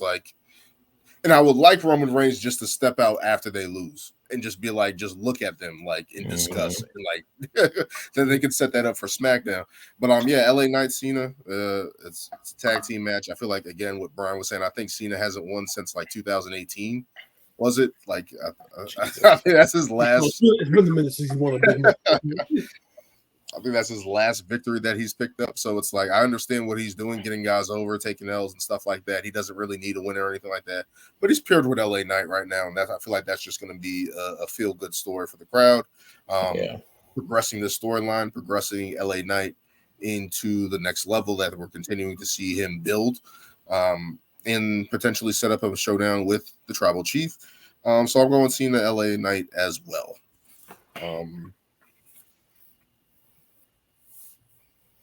We can get into the WWE Women's Championship, Io Sky versus Asuka versus Charlotte Flair. This basically being set up after Bayley basically thrusted Io Sky into this match after losing to Charlotte Flair, basically saying that she was angry at Charlotte, angry at Asuka for always inserting themselves in championship matches, but then puts Io Sky in a triple threat match out of nowhere, especially after the banger that we got with Io Sky and Asuka on SmackDown a couple of weeks ago. What do you guys think about this match coming together? Obviously, Io Sky not really having the championship advantage here. What do you guys think about that? Asuka and Charlotte Flair are now added to this triple threat. Okay, I'm gonna say this, and I love Io Sky, but have you all felt that this title reign has been very underwhelming so far, or that either not that or underwhelming in the fact that it's been overshadowed by just the depth of the women's division on SmackDown. Mm-hmm. I feel like it's only suffering because she's still with Bayley. And they're still standalone. Yeah, they can still. They're still. I mean, I feel like this is probably. I'm just gonna say my pick. I'm picking Io Sky to return here because I feel like that's what they're actually trying to do, is kind of build her up, despite Bayley trying to undermine her and her going into these matches against these credible women who are bigger in stature, have more history in the business than her in terms of WWE. But I feel like that's what they're ultimately doing long term. Like she's going to prove herself going through these trials and tribulations. Maybe that ultimately sets up a match with Bayley, like to separate herself from Damage Control. Hopefully that's what they're doing. Yeah. Because every step of the way, it's like Bayley has been undermining them, even from Damage Control's early, like even the past couple months where they were like, hey, we want opportunities. We're tired of not getting the opportunity. Io Sky was kind of that person to step out and get those opportunities. So I feel like now that she's champion, we're going to see that in building the story, hopefully, and not holding her back. Because we see she just faced Asuka and that was a banger. At least we saw when she faced Rhea Ripley at was it Payback? Not Payback, Backlash in Puerto Rico. We saw that, man. It was a banger. So it's like there's definitely she can hold her own. We know that she can. So it's like it's wasn't it Rhea and no, it was Rhea and Serena, but Io and Bianca Belair. No, it was Io and Bianca Belair. Yeah, because I remember that was the night I said that. I guess the people in Puerto Rico like Io more than Bianca. Io more. Yeah. So I definitely. So from that standpoint, I'm also going to go with Io retaining, but and, I mean they're pretty much continuing this story since SummerSlam when Io cashed in with the same cast of characters. I mean I would have loved if they had built out Io versus Asuka out, so that's the match at pay-per-view. Yeah, absolutely. I would have loved it. Can you imagine the promo packages with reviews and such, similar to what what they've been doing with Nakamura, which we're going to get into. If they could done something like that, definitely would be more interesting. Because I honestly think Charlotte is just there because she was there in the SummerSlam match. Yeah, that's the only reason why Charlotte is there. Yeah, and that's why I was saying that's why I feel like Io's kind of going through those people. Yeah, hopefully to build up this reign. See, for me, it's like I want to pick you as well, but my thing is like you can't lose. No, I know, and that, like I don't see Asuka or Charlotte winning right now, but like I feel like it's like her and Bayley thing is coming, but it's kind of like why wouldn't it happen unless she lost? You know, because of what is she gonna like screw her, but she still wins? I guess. Like if they played that angle, that's a different angle because now Io knows directly that Bayley's messing with her, storyline wise. Like we all know that she's undermining her, but it's like if that's the case, like she tried to cost her the title, like Io's not stupid. Like you try to cost her. I'm not saying like I think what I meant to say was not like cost her on purpose, but like look, you got me in this triple threat. Now you're trying to come out here and help me. And she probably is coming out to try and help, but is like kind of screwing her at the same time.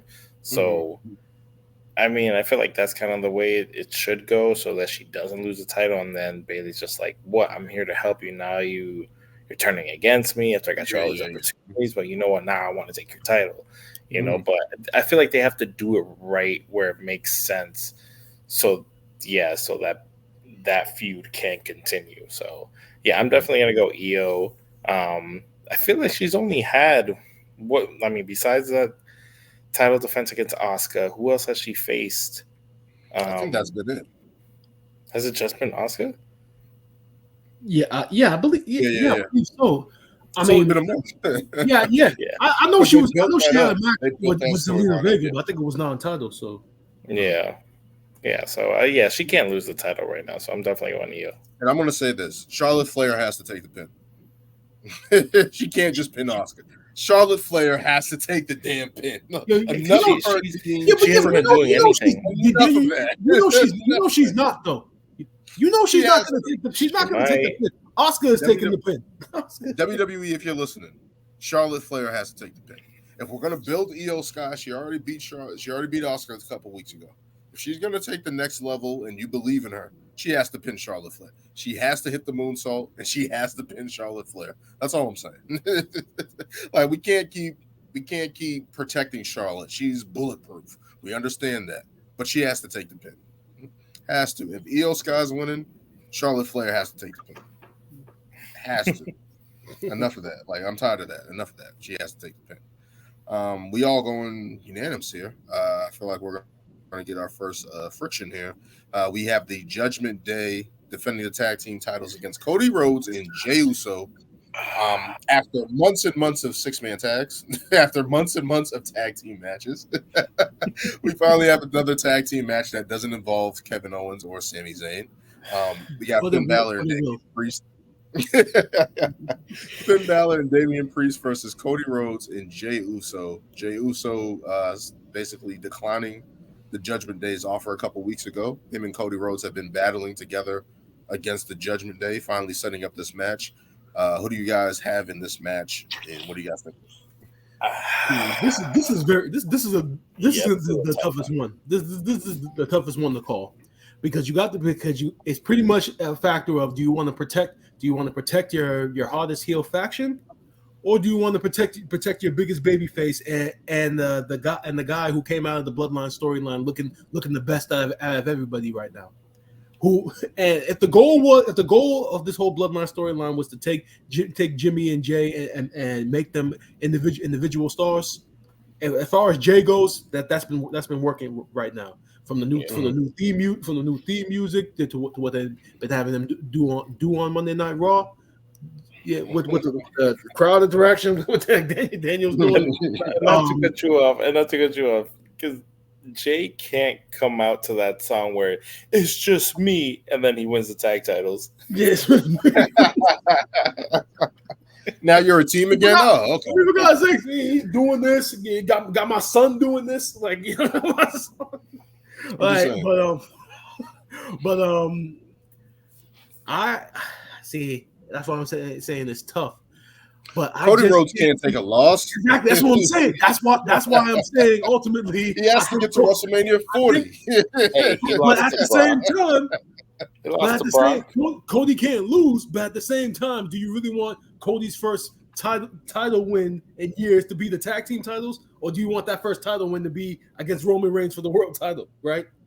So that's why I'm kind of leaning more towards Judgment Day, just from that standpoint. Or maybe this is a way to get Cody Rhodes away from that mindset of that he's just going to win the title, maybe make a different storyline for him, and say, hey, he's here with a different type of goal, like he has the tag team titles, even though he's won that in his history. But it's like, is that maybe a way that they can be like, hey, this is a different branching storyline for Cody, rather than just having him be in these feuds, and then it's like it's kind of just setting him up for WrestleMania 40?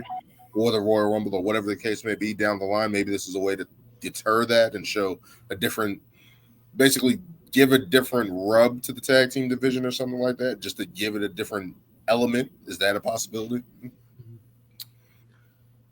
Because he can't. Well, I'm just going to say this: if they're losing, Jay's taking the pin. Yeah, definitely. Now, if Cody takes the pin. Cody's taking the pin. Okay. Hear me out.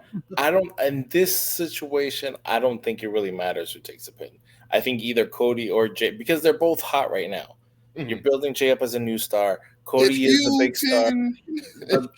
I feel like Cody can take. I only say that Cody can take the pin if they get screwed, because you got the whole JD McDonough thing coming into play right now. Mm-hmm. That's why I'm picking the Judgment Day, because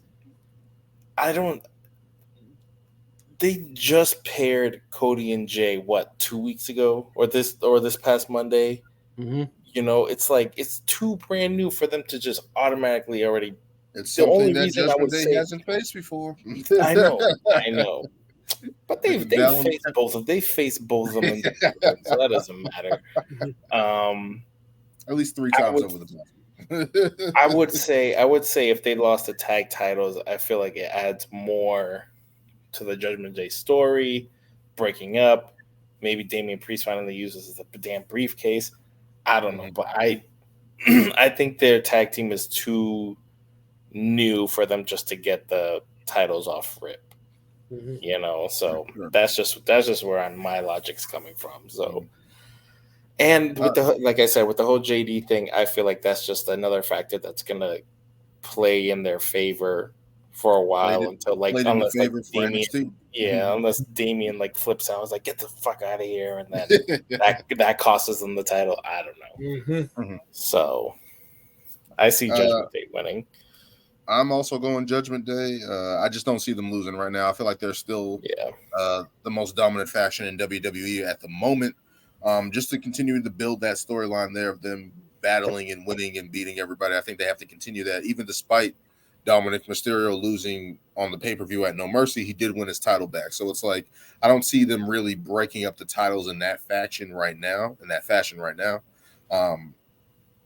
And I think they're just going to continue to build that. I don't see Jey Uso or Cody Rhodes winning right now, and especially what we've been talking about. Cody winning a tag team title at this point in time is just like, that's not the title that you're supposed to be winning right now. If it's not a main event title, you don't need to be winning that. That's not why you were brought back to win a tag title. We don't see that. I don't see that. I don't see that. Let them get that IC title back. Bring back the old school belt. The white strap. No. Yeah. White straps are cursed in WWE. I'm just saying. Do not bring back any white straps. Listen, no, don't do it. Brian, what's your pick? I gotta go Judgment Day. Because like Daniel said, I mean, if you Cody being the big baby face, and if the predictions are true about WrestleMania, you kind of don't want to take away from that by having him win the tag team titles. So based upon that, I gotta go Judgment Day. Judgment Day rules WWE. You heard it here first. If Judgment Day hasn't told you a million times before. Let's get into the final match of the night. A last man standing match for the World Heavyweight Championship. Seth Rollins versus Shinsuke Nakamura. Shinsuke continuing to torment Seth Rollins, mentioning his family, attacking his back again, getting him with the promo tricks on Raw. What do you guys think about this build-up? And is this time for a new champion? I'm playing the violin. He's gonna do it. Now, Daniel, you have claimed since Monday night, Shinsuke doesn't win, we riot, right? This doesn't win, we riot. Yes, this match is gonna be another. I feel it's gonna be on the equal level of Seth versus Finn, that second rematch, because I don't see Shin getting another chance at this point.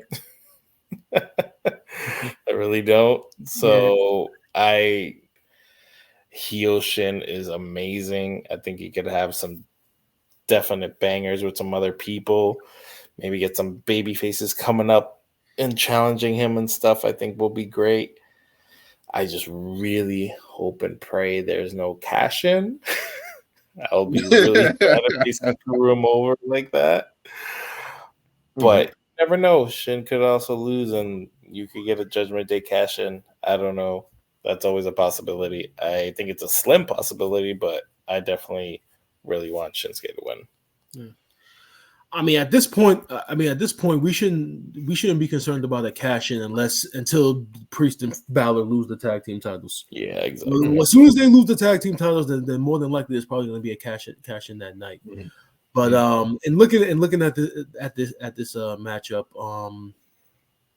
it's very hard for me because I'm kind of thinking along the lines of what WWE's typically what their typical booking habits are when it comes to last man standing matches.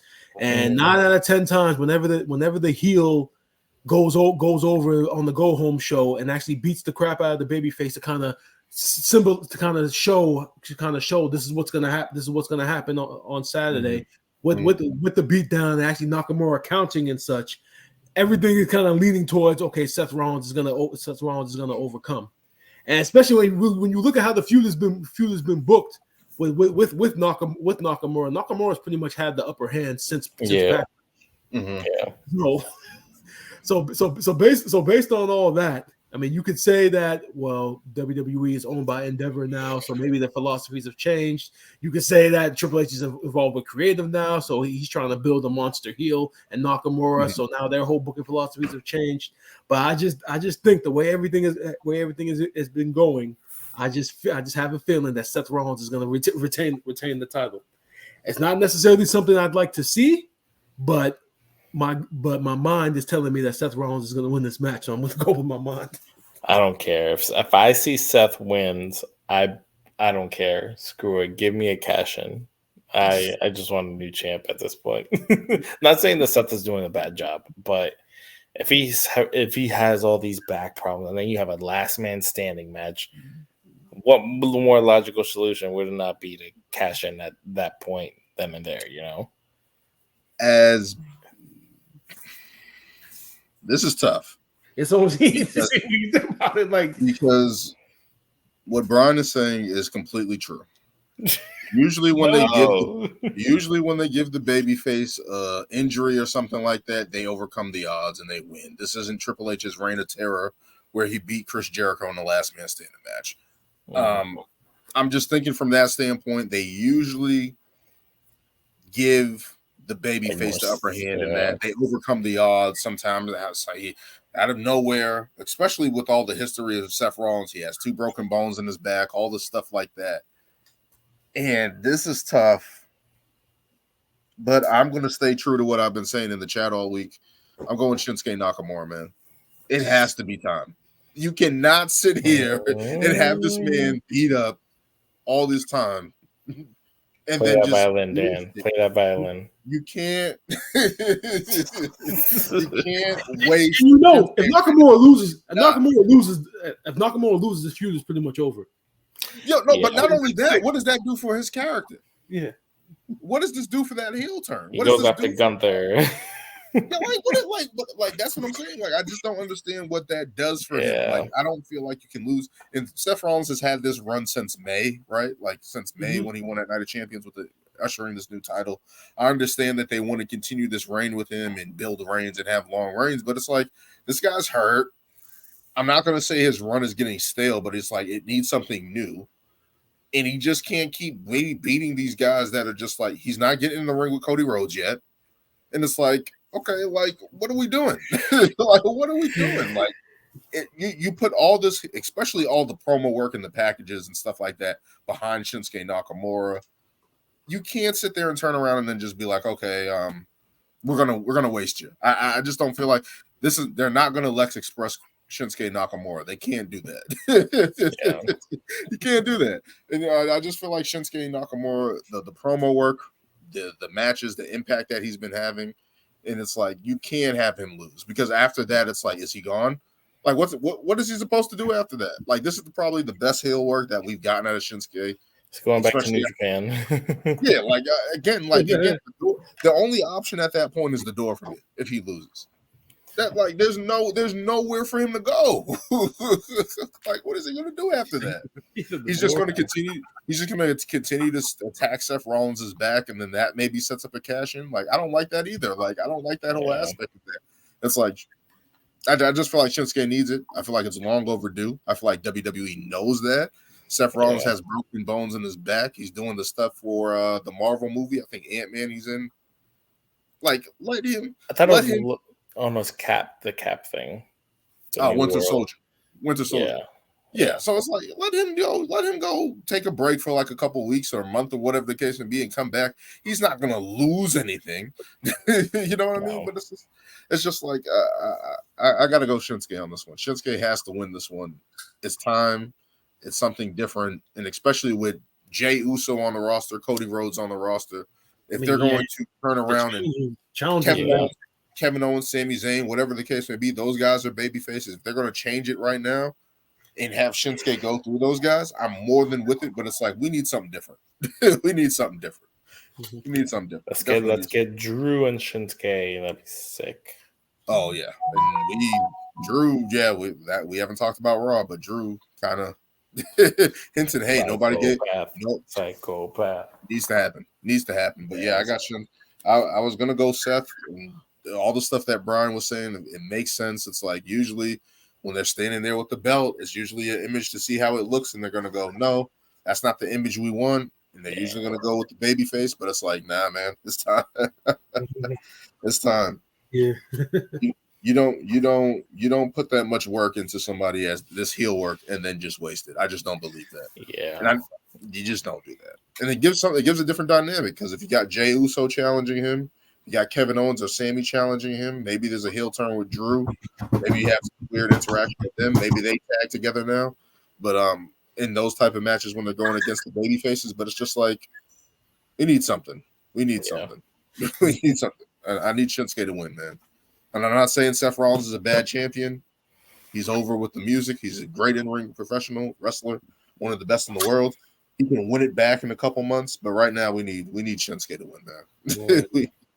Going to PW Inside, the number one in the world. Just saying. Yeah. Is WWE going to bury the number one wrestler in the world? Yeah. Yes, me and Lewis say yes. Yeah. So we'll go through the picks here. We're all picking Bobby Lashley and the Street Profits over the LWO. We're all picking Cena and LA Knight over the Bloodline. We're all going Io Sky. We're all going to Judgment Day.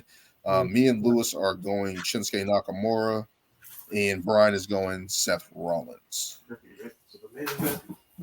So that's where we differ. We're unanimous on everything else besides. And if I'm wrong, I'm fine with that. You want to know why? Because Brian is going to catch Lewis in that case. And we need somebody to catch him. If I can't catch him, Brian's got to catch it. Nope. Someone must stop. Ain't no Lewis. Catching me. Someone's got to. Be funny. You know what would be funny? Since we're all unanimous on what 4 out of the 5 4 out of the 5 matches. Yeah. That'd be funny if we're all wrong on all 4, and then the 5th match comes and Seth Rollins wins.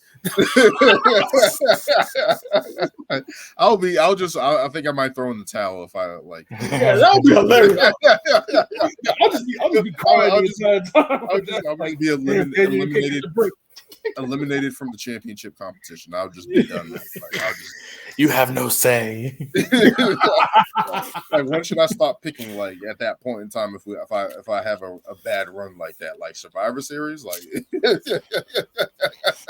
we can do a restart at the end of the year. Just be a moderator at that point and just let you guys just make the picks from there on. Like, if I'm not in the contention, there's no way I can get back in. Says the man who wants Cody to win the Rumble again. Hey, I'm just saying. I'll take all the L's. As long as he's right with that one. Cody Rhodes goes to WrestleMania 40 after winning the World. That'll be a sad day for me. That'll be such a sad day for me. You can take your record, Lewis. You can take your all my hard work down the toilet. You can take your 100 wins and 15 losses. Yeah, go ahead. All right, Miz. I'm the Miz. When it comes to predictions.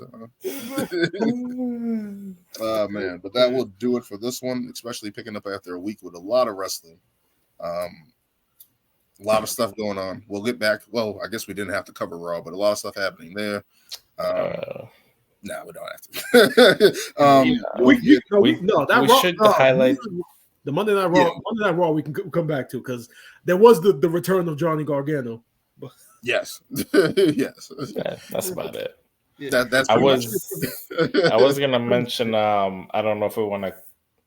We could also save it, but just the quick the NXT lineup that's apparently happening next week.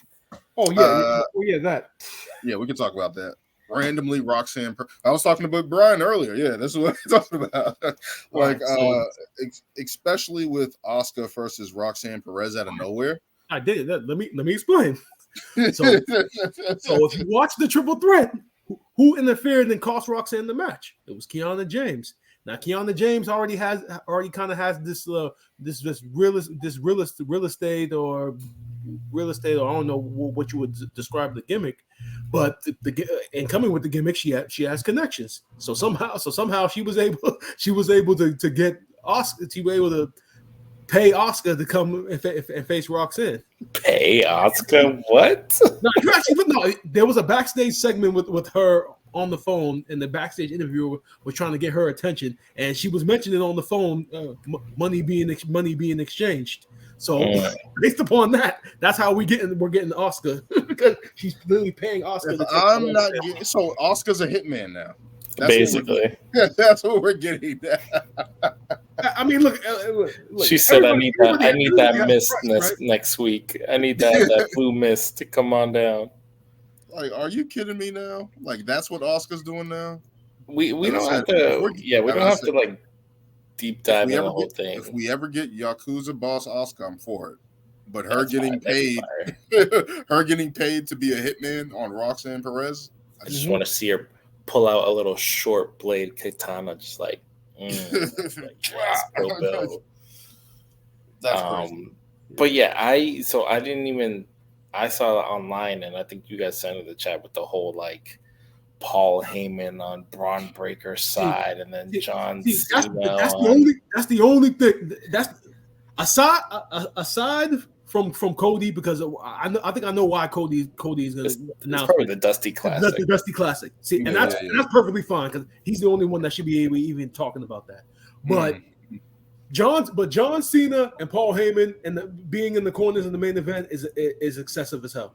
You can have everything. You could have Oscar, you could have Cody Rhodes, but having Paul Heyman and John Cena, that literally is saying we're up against AEW. That's literally what you're saying. and when you do that, you literally just looked at AEW because Triple H was said in Cody Rhodes' documentary they're secondary. He said in the interview with Ariel Helwani, okay, they beat our developmental. Kudos to them. So you essentially coming off as hypocritical now because now you're up against them again, and now you're stacking the card unnecessarily. I might add. Triple H to beat AEW.